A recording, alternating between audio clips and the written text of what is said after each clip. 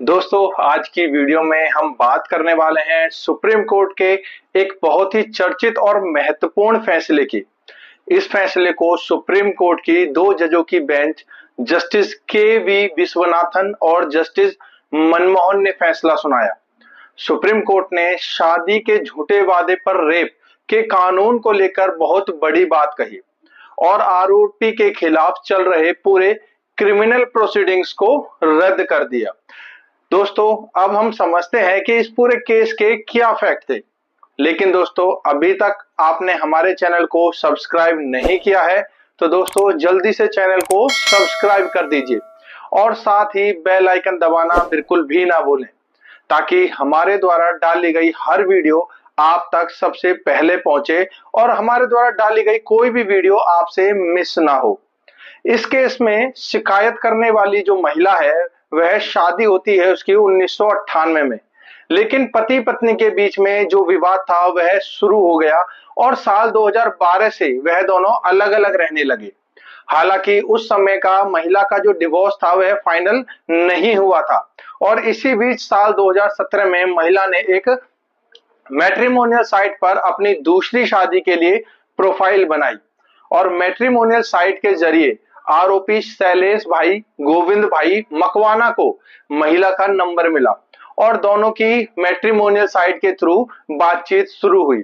महिला ने एफआईआर में आरोप लगाया कि आरोपी उसे प्यार भरी बात करता था, वीडियो कॉल करता था और लगातार ये भरोसा देता था कि वह उससे शादी करेगा।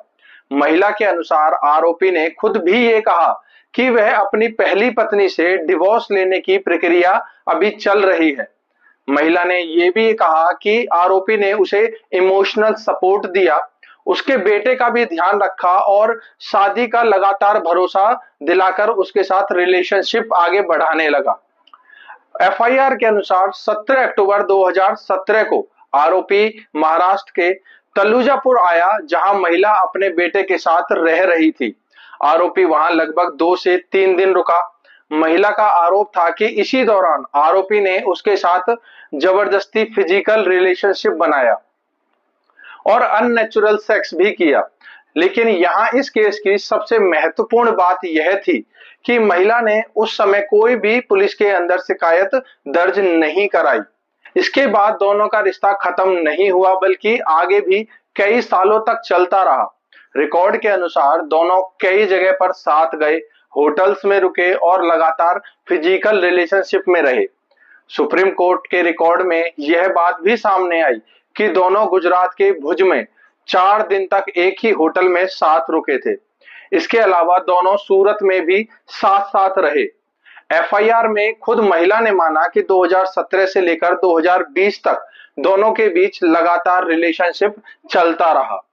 महिला ने यह भी आरोप लगाया कि उसने आरोपी को पैसे भी दिए थे और रिकॉर्ड के अनुसार महिला ने पहले 10,000 रुपए ट्रांसफर किए और बाद में कुल मिलाकर लगभग 2,50,000 रुपए आरोपी को दिए।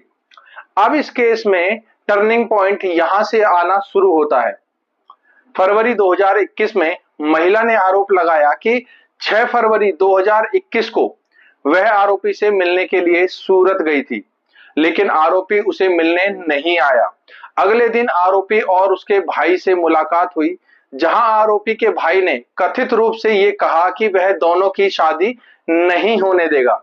इसके बाद आरोपी ने भी उससे मिलने से इनकार कर दिया और इसके बाद 8 फरवरी 2021 को महिला पुलिस स्टेशन पहुंची और एफआईआर दर्ज कराई।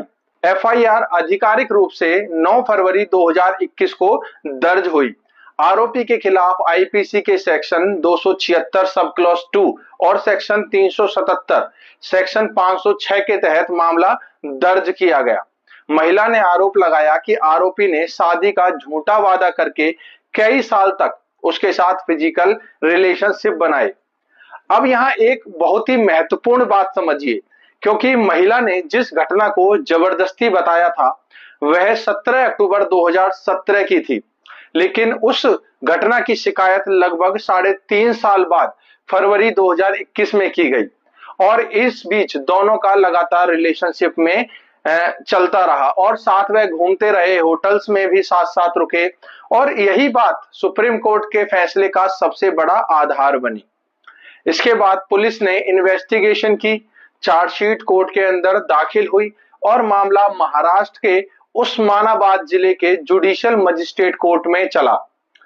आरोपी ने इसके बाद बॉम्बे हाई कोर्ट की औरंगाबाद बेंच में एफआईआर को क्वैश करने की मांग की, लेकिन सितंबर 2025 को मुंबई हाई कोर्ट ने आरोपी की जो पिटीशन थी उसको खारिज कर दिया।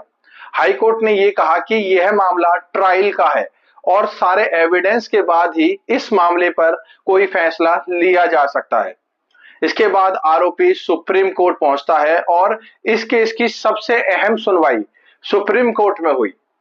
आरोपी की तरफ से एडवोकेट ने यह दलील दी कि यह मामला रेप का नहीं है, बल्कि यह मामला एक फेल्ड रिलेशनशिप का मामला है।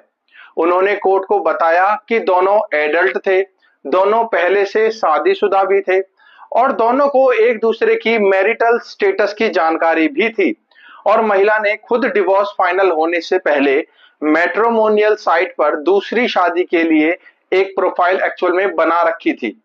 और आरोपी की तरफ से यह भी कहा गया कि अगर 17 अक्टूबर 2017 की घटना वास्तव में जबरदस्ती की थी तो फिर महिला 4.5 साल के बाद आरोपी के साथ रिलेशनशिप में क्यों रही। उसके बाद वह लगातार आरोपी के साथ घूमती रही, होटल में भी कई बार रुकी। यह मामला बहुत ही गंभीर है। अब सुप्रीम कोर्ट की बेंच, जिसमें जस्टिस के.वी. विश्वनाथन और जस्टिस मनमोहन शामिल थे, उन्होंने पूरे रिकॉर्ड का विस्तार से अध्ययन किया और कोर्ट ने यह देखा कि दोनों के बीच जो रिलेशनशिप है वह लगभग 2017 से 2020 तक लगातार चल रही है और कोर्ट ने यह भी माना कि दोनों मैच्योर एडल्ट हैं और अपनी परिस्थितियों को अच्छी तरीके से समझते हैं। सुप्रीम कोर्ट ने अपने फैसले में यह साफ साफ कहा कि फॉल्स प्रॉमिस और ब्रीच ऑफ प्रॉमिस दोनों ये अलग अलग चीजें होती हैं। फाइनली 20 अप्रैल 2026 को सुप्रीम कोर्ट ने आरोपी को बड़ी राहत देते हुए पूरा जो क्रिमिनल प्रोसीडिंग्स थी उसको क्वैश कर दिया, यानी कि एफआईआर जो है और जो चार्जशीट थी और कोर्ट का जो ट्रायल वहां पर चल रहा था उन सभी को सुप्रीम कोर्ट के द्वारा रद्द कर दिया गया। तो दोस्तों, इस केस का जो नाम है, जो टाइटल है, वह है शैलेश भाई गोविंद भाई Makwana versus state of Maharashtra.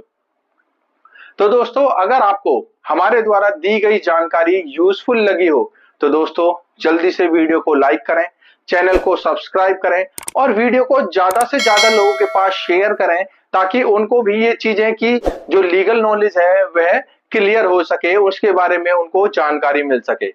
और दोस्तों, अगर इस टॉपिक से लेकर आपके मन में कोई डाउट है, कोई भी केस से रिलेटेड आप हमसे पूछना चाहते हैं तो आप हमसे कमेंट में पूछ सकते हैं। आपका कमेंट हमारे लिए बहुत ही महत्वपूर्ण होता है और मैं पूरी कोशिश करता हूं कि आपके द्वारा किए गए कमेंट पर मैं रिप्लाई भी कर सकूं। तो दोस्तों, अगर आपको जानकारी अच्छी लगी हो तो वीडियो को लाइक करें, चैनल को सब्सक्राइब करें और वीडियो को ज्यादा से ज्यादा लोगों के पास शेयर करें। मिलते हैं अगली वीडियो में किसी और नई महत्वपूर्ण कानूनी जानकारी के साथ। तब तक के लिए थैंक यू वेरी मच।